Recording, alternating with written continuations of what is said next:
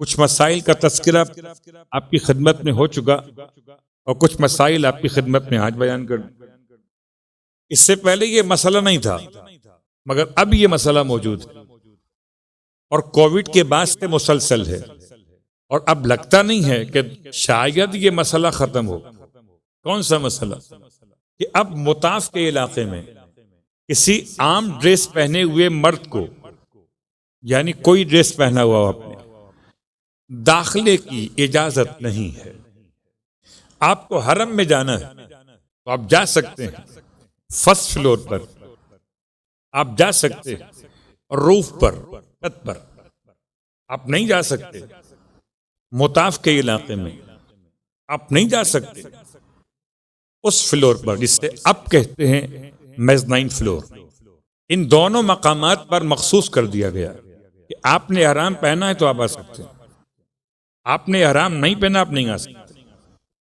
اور احرام پہننے کا مطلب، کیونکہ خواتین کا تو احرام ان کا اپنا لباس نماز، تو ان کو تو اس حوالے سے کوئی پریشانی نہیں ہے۔ آپ میں سے جو ابھی کووڈ کے بعد گئے ہیں ان اندازہ میں کیا بات کر رہا ہوں۔ پہلے ایسا ہوتا تھا کہ ہم نے حرم کے اطراف کی زیارتیں کرائیں بائی واک والی، اور زیارتوں کو اینڈ کیا حرم کی انٹرنس پر۔ لوگ عام ڈریس میں ہوتے تھے اور حرم کے اندر چلے گئے رات گزارنے کے لیے، طواف مستحب کرنے کے لیے، تلاوت قرآن کرنے کے لیے۔ اب یہ ممکن نہیں رہا۔ اب مردوں کے لیے پابندی ہے کہ وہ نہیں آ سکتے مطاف کے علاقے میں جب تک احرام نہ پہنے ہوئے۔ اب اگر انسان اس کو احرام اس معنی میں لے، احرام حج، ہاں حج کے دنوں میں ذی الحج کی 10 تاریخ سے لے کر اور غالباً ذی الحج کی 30 تاریخ تک 20 دن کے لیے یہ پابندی اٹھا لی جاتی ہے۔ کیوں؟ اس لیے کہ سارے حجاج کرام منا کے واجبات کو ادا کرنے کے بعد اب احرام نہیں پہن سکتے، کیونکہ احرام تو منا کے واجبات کے انجام دینے پر، خاص طور سے قربانی کے بعد سر کے بال کاٹنے پر اتر گیا 10 تاریخ ذی الحج کی منا کے اندر۔ تو اب یہ اعمال مکہ کرنے کے لیے، اعمال مکہ وہ 5 اعمال کہ جو حرم کے اندر ہونا ہے، ان میں سے ایک طواف حج، ایک اس کی نماز، ایک سعی اور طواف النساء اس کی نماز۔ آپ بے فکر رہی، میں بھول نہیں گیا ہوں، اس میں تقصیر نہیں ہے کیونکہ احرام نہیں ہے، اس میں حلق نہیں ہے کیونکہ پہلے سے حلق ہو چکا ہے۔ اور حلق تقصیر کب ہوتا ہے؟ جب احرام ہوتا ہے۔ جب احرام نہیں ہے تو نہیں ہے۔ تو 5 واجبات، اس کا نام اعمال مکہ ہے۔ اعمال مکہ انجام دینے کے لیے جو بھی آئے گا منا سے وہ سول ڈریس میں آئے گا، اور سول ڈریس میں حرم کی انتظامیہ کو اسے ایکسپٹ کرنا پڑے گا۔ تو ان 20 دنوں کے علاوہ سال بھر کے، جہاں تک ہماری معلومات، ہو سکتا ہے خوش نصیب ایک آدھ ہو جو اندر چلا جائے بغیر احرام پہنے ہوئے مطاف میں، اور بات، لیکن اسٹرکٹلی اس کو فالو کر رہے ہیں لوگ۔ اب مسئلہ کیا ہے؟ مسئلہ یہ کہ میں اگر طواف النساء کرنا چاہتا ہوں تو کیا اس کے لیے احرام پہنوں گا؟ جواب جی نہیں۔ احرام کی تو پابندیاں ختم ہو گئیں۔ اب اگر بال کاٹنے کے بعد تقصیر میں یا بال کٹوانے کے بعد حلق میں، اب میری ذمہ داری بچی ہے طواف النساء 2 رکعت نماز کی۔ اب اگر میں اسی ڈریس کو چینج کیے بغیر جو پہنے ہوئے تھا، اسی کو پہنے ہوئے میں حرم میں دوبارہ انٹری کرنا چاہوں تو کر سکتا، کیونکہ میرے بدن پر وہ چادر احرام والی موجود ہے۔ لیکن اگر میں چلا گیا ہوٹل، رہائش گاہ، اور میں نے اپنے اس ڈریس کو چینج کر لیا، کیونکہ شرم میں پہن سکتا ہوں، اب پابندی ختم ہو گئی۔ اور جتنا مزہ احرام کے تبدیل کرنے میں آتا ہے اتنا پہننے میں کم آتا ہے۔ یہ جملہ بھی بہت ہی ثقیل سا ہے، لیکن جو خاص طور سے منا میں حج کے واجبات میں جب احرام کی چادریں تبدیل کر کے سلا و لباس پہن رہے ہوتے ہیں، ان کے چہرے کھلے ہوئے ہوتے ہیں۔ ایزی ہے نا انسان کے لیے چادر پہن کے گھومنے سے زیادہ بہتر انسان اپنے ڈریس پہنے. اب آپ نے پہن لیا, اب آپ کو حرم جانا ہے تو حرم میں انٹری بند ہو گئی, اب مطاف میں داخل نہیں ہو سکتے. تو کیا کیا جائے؟ دوبارہ چادریں بنی جائیں؟ جی. آغا سیستانی اس طرح کی چادر پہن کے جانے کو خلاف احتیاط قرار دیتے ہیں, با الفاظ دیگر احتیاط واجب لگاتے ہیں کہ آپ نہیں جا سکتے اس طرح کی چادریں باندھ کر صرف مطاف کے اندر, کیونکہ حرم کی انتظامیہ نے لکھا ہوا ہے انٹرنس پر بعض مقامات للمحرمین فقط, یہ انٹرنس اونلی احرام پہننے والوں کے لیے الاؤڈ ہے. نمازی اوپر جائے گا, محرم نیچے جائے گا. اب آپ تو محرم نہیں تھے, آپ نے چادریں باندھ لی, تو آغا سیستانی نے اس طرح کی انٹرنس سے احتیاط واجب لگا کر منع کیا.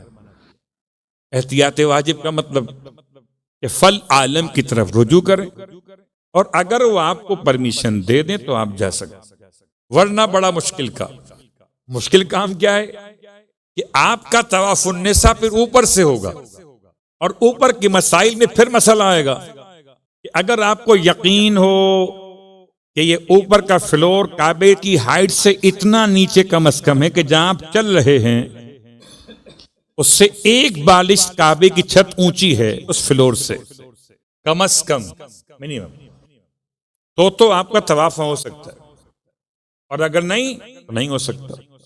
اس مشکلات کو دیکھتے ہوئے فل عالم میں آغائے وحید رجوع کرتے ہوئے آپ تمام اہل ایمان مرد حضرات چادر احرام پہن کر اندر جا سکتے.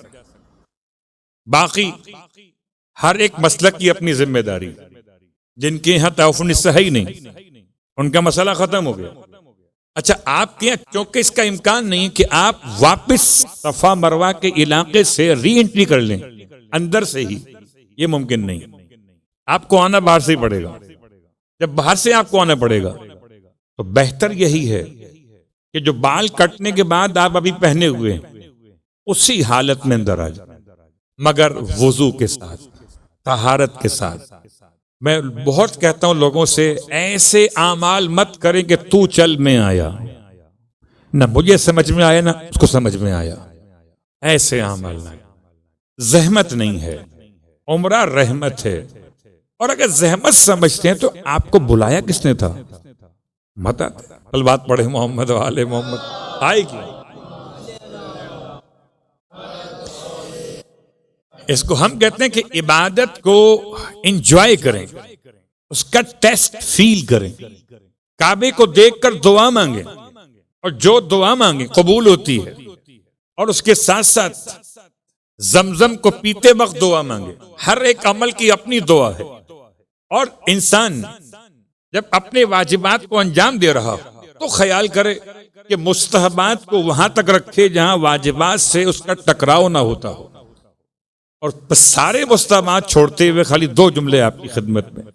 جب کبھی انسان پہلی مرتبہ حرم میں جاتا ہے, آپ عمرہ کرنے گئے ہوں یا حج کے زمانے میں آپ پہنچے ہوں, جب آپ مسجد حرام میں فرسٹ ٹائم انٹر ہوتے اور خانہ کعبہ کو دیکھتے تو ہو سکتا ہے کہ آپ کے جذبات آپ کے قابو میں نہ رہے, آپ بے ساختہ چومنے کے لیے لپٹنے کے لیے آگے بڑھ جائیں.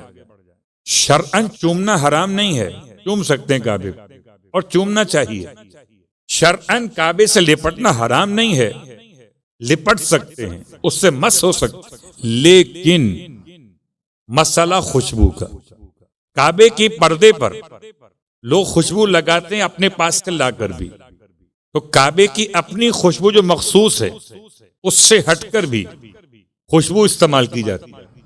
اور میں اور آپ خوشبوؤں کو اتنا اچھا نہیں پہچانتے کہ کون سی خلوق کعبہ ہے اور کون سی میری اور آپ کی لائی ہوئی خوشبو ہے. اس لیے شرعاً حالت احرام میں خوشبو کا سونگھنا حرام ہے.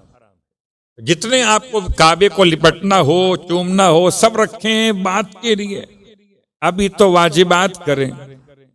اور اس کے ساتھ ساتھ دوسرا بڑا مسئلہ کہ لوگ طواف کرتے کرتے اگر انہیں موقع ملا تو گھس جاتے ہیں, داخل ہو جاتے ہیں, حجر اسود کی طرف کہ چلو طواف بھی ہو رہا ہے، لاؤ حجر اسود کو چوم لیں.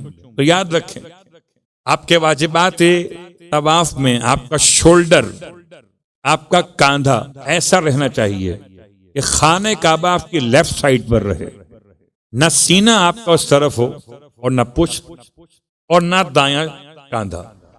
یہ تین حصے ایسے ہیں جن کو منع کیا گیا. اور جب آپ حجر اسود چومنے جائیں گے تو لا محالہ آپ کا سینہ اور پھر سینے پہ آئے گا پسینہ، وہ الگ بات. اب پشت کہاں رہ جائے گی، کندھا اتر جائے گا. اس لیے کہ یہ چومنا آج کل کے زمانے میں ریسلنگ کے برابر، یا کسی کو آپ زد و کوب کیجئے یا پھر مظلوم بن جائیے. خودکشی بھی حرام ہے اور اقدام قتل بھی. اس لیے اللہ کے رسول نے 1400 سال پہلے، جبکہ رش کی یہ کیفیت نہیں تھی، استلام کر کے سمجھایا کہ دور سے بھی اگر محمد کا سلام ہو سکتا ہے تو محمدیوں کا سلام بھی ہو سکتا ہے. تو خیر یہ چند مسائل تھے انشاءاللہ. تو اب اگر آپ جانا چاہتے ہیں مسجد حرام میں تو خیال کیجئے گا. طواف النساء آپ کو کرنا ہے تو آپ اسی ڈریس میں جو پہنے ہوئے تھے چادر احرام کے عنوان میں، اس کو ہی پہنے ہوئے آپ چلے جائیں، طواف النساء کر لیں.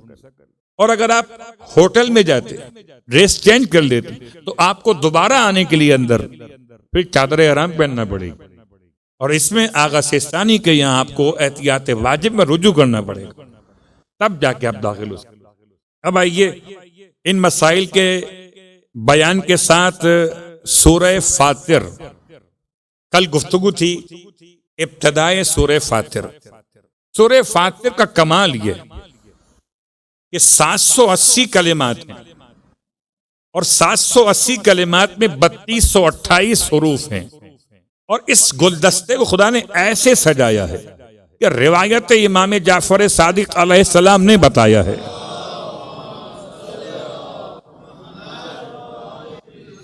فرماتے ہیں جو شخص بھی من قرأ الحمدین، جو شخص بھی دو حمد کو ملا کے پڑھے گا، حمد سبا و حمد فاطر.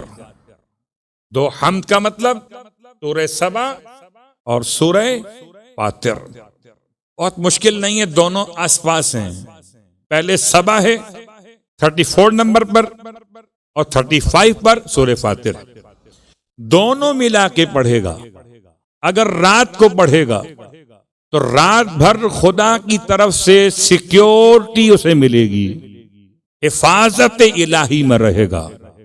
اور اگر دن میں پڑھے گا تو خدا اس کے لیے تمام مشکلات کو دور کر دے گا، اس کی مرادیں پوری ہو جائیں گی، رزق عطا ہو جائے گا. تو رات کو پڑھنے کا عنوان اور دن کے پڑھنے کا عنوان مختلف ہے، لیکن دونوں ملا کے من قرأ، جو پڑھے الحمدین، دو الحمد کو. یہاں مراد یہ دو سورے، اور وہ کچھ خدا عطا کرے گا جس کو انسان نے تصور بھی نہ کیا ہوگا. سچے امام نے کہہ دیا ہے تو اب تو کوئی گنجائش قیل و قال کی رہتی ہی نہیں ہے. اسے قیل و قال کرنا ہو پھر صادق کو چھوڑ دے، کسی اور کو منتخب کرے. سورہ فاطر کی تلاوت کا ثواب میں نے کچھ کل بیان کیا، کچھ آج بیان ہو گیا.